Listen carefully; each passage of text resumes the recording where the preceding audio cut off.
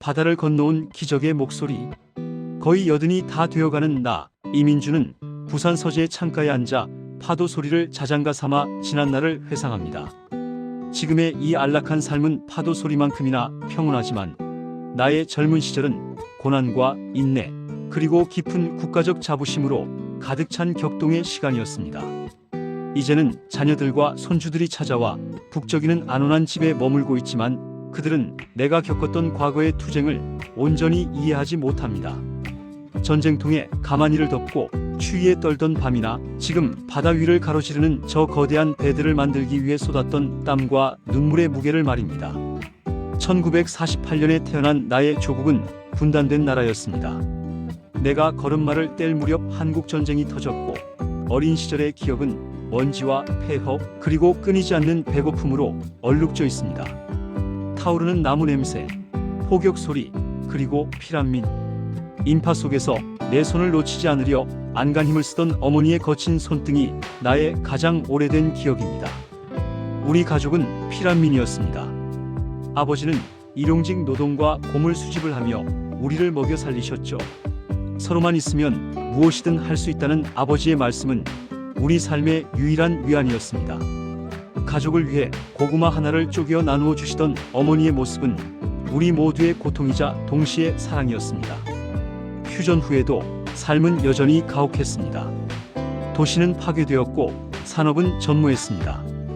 우리는 잿더미에서 일어난 항구 도시 부산의 새방에 살았습니다.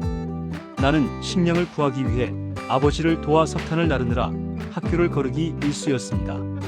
절망적인 상황 속에서도 우리에겐 끈질긴 인내의 정신이 있었습니다.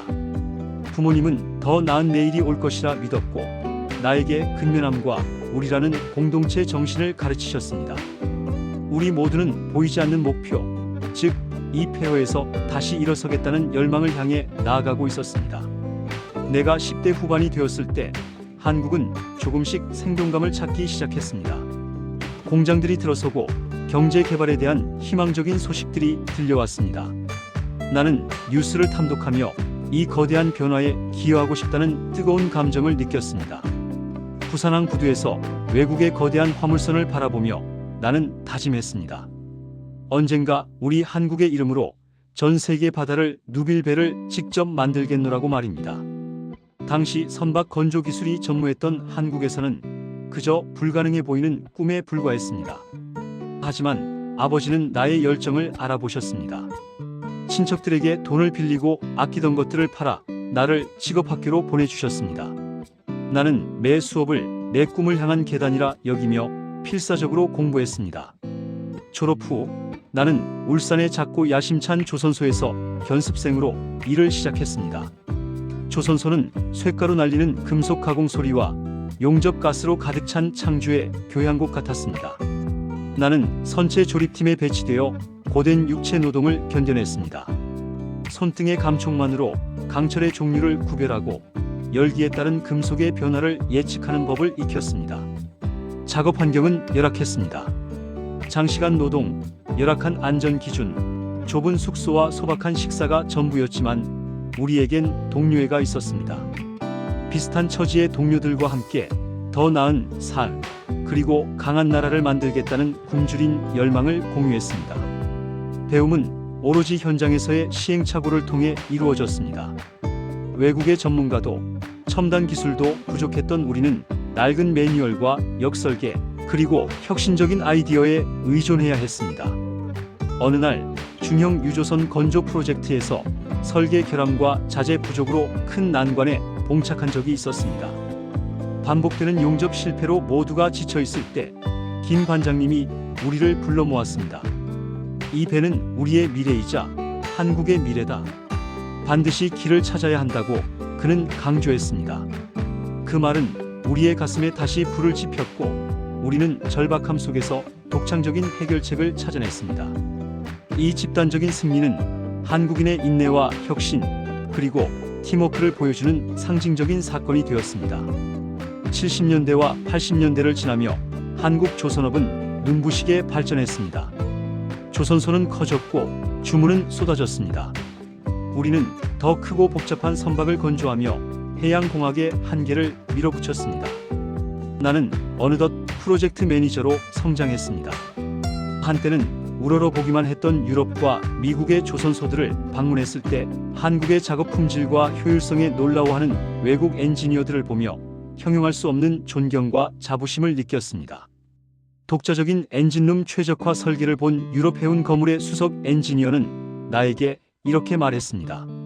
미스터리, 짧은 시간 안에 아무것도 없는 곳에서 이룬 이 성과는 정말 경이롭습니다. 우리가 당신들을 과소평가했군요. 그 순간 나는 우리 민족이 함께 이룬 성취에 가슴이 벅차올랐습니다.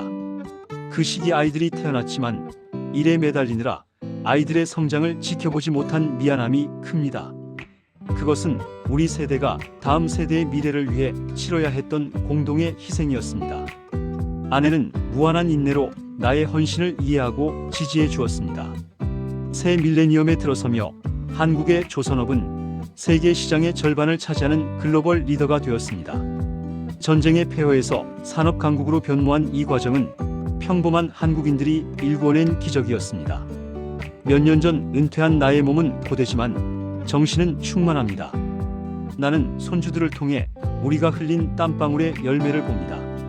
그들은 민주적이고 번영하며 전 세계의 존경을 받는 문화와 기회가 넘치는 한국에서 살고 있습니다. 발코니에 서서 내가 직접 만든 배들이 먼 바다로 항해하는 모습을 볼 때마다 나는 저 배들이 한국의 역사를 싣고 나아가는 증거라고 생각합니다. 그것은 꺾이지 않는 우리 민족의 의지입니다. 물론 한국은 완벽하지 않습니다. 여전히 갈등과 해결해야 할 과제들이 산적해 있습니다. 그러나 불가능해 보였던 고난을 딛고 일어선 우리의 성취는 조용하고도 깊은 자부심의 근원입니다. 다음 세대를 위해 무언가 위대한 것을 남겼다는 성취감이 나를 미소 짓게 합니다. 나의 삶은 한국의 여정과 때려야 뗄 수 없이 얽혀 있습니다. 나는 한국의 아들이자 이 거대한 기계의 작은 톱니바퀴인 민준입니다. 해가 질 무렵 나는 잘 살아온 삶에 대한 온기, 완수된 목적, 그리고 아름답고도 강인한 나의 조국에 대한 사랑을 느끼며 평온을 찾습니다.